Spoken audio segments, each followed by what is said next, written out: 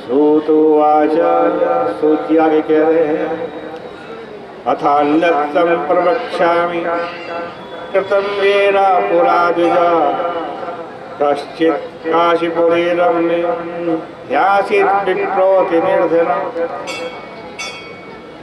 सूत जी कह रहे हैं ऋषियों, अब मैं पुनः पूर्व काल में जिन्होंने भगवान सत्यनारायण का वध किया था उसे भली भांति विस्तार पूर्वक कहता हूँ। रमणीय काशीपुर नाम का एक नगर है। वहाँ एक बड़ा गरीब ब्राह्मण रहता था। भूख और प्यास से व्याकुल होकर के नित्य पृथ्वी पर भ्रमण करता रहता था। इस दुखी ब्राह्मण को देखकर भगवान ने भी एक बूढ़े ब्राह्मण का रूप धारण कर लिया और उस ब्राह्मण के पास पहुंच गए और पूछने लगे किमर्थं ब्रह्मसे विप्रा महिं नित्यं सुदुःखिता तत्सर्वं श्रोतुमिच्छामि कथ्यतां द्विजसत्तम। हे ब्राह्मण देवता, तुम पृथ्वी पर योद्धि क्यों घूमते हो? हम सब सुनना चाहते हैं, कृपा करके बतलाइए।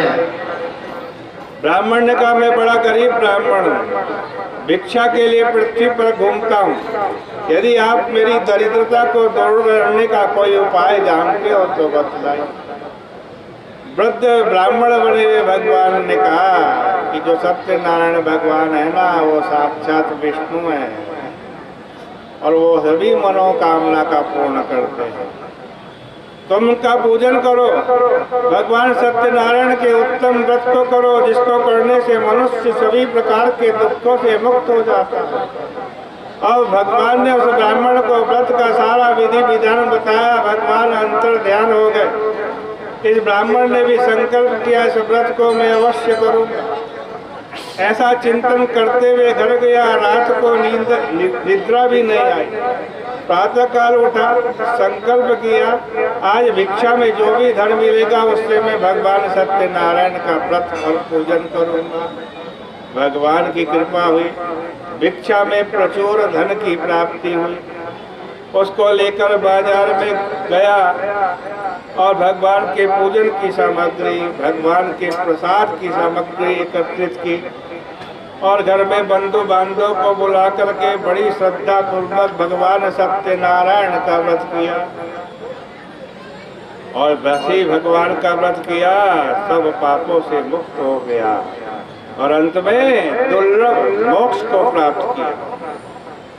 सूत जी कह रहे हैं कि व्रतमस्य यदा विप्र पृथिव्यां संकरिष्यति तदेव सर्वदुःखं तो मनुजस्य विनश्यति।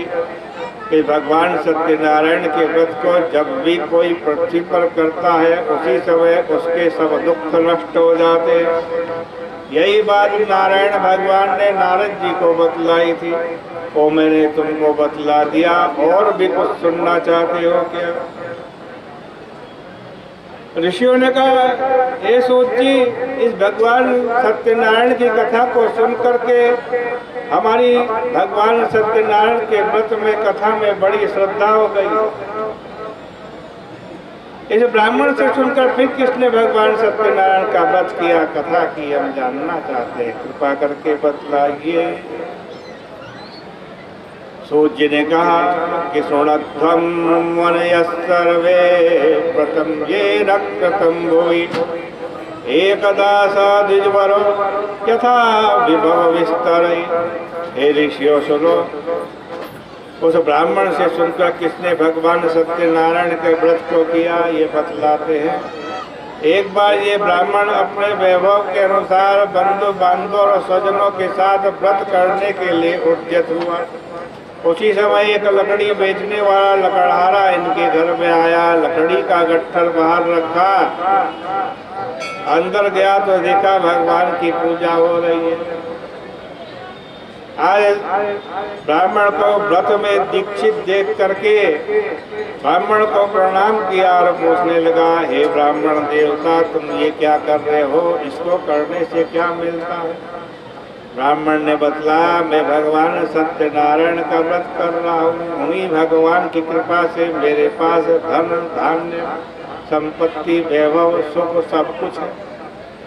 इस व्रत को जान करके वो लकड़हारा बड़ा प्रसन्न हुआ। उसने जल पिया, प्रसाद भक्षण किया और ब्राह्मण से सारे व्रत का विधि विधान पूछा और मन में चिंतन किया, मैं भी भगवान सत्यनारायण के व्रत को करूँगा।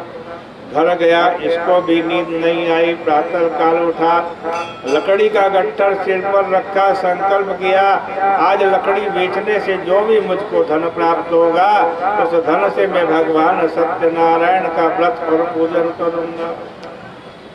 आज एक धनाढ्य लोगों के नगर में पहुंचा, भगवान की कृपा हुई, लकड़ी का दुगना दाम प्राप्त हो गया।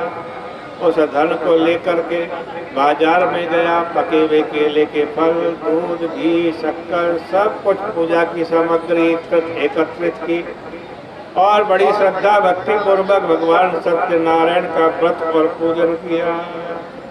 तद्व्रतस्य प्रभावेन धनपुत्रान्वितो भवत्, इह लोके सुखम भुक्त्वा चान्ते सत्यपुरं ययौ।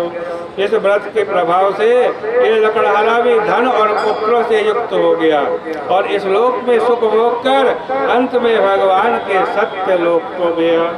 इस प्रकार से श्री स्कंद पुराणे रेवाखंडे श्री सत्यनारायण व्रत कथायाम द्वितीयोऽध्याय श्री सत्यनारायणार्पणमस्तु। दूसरे अध्याय की कथा भी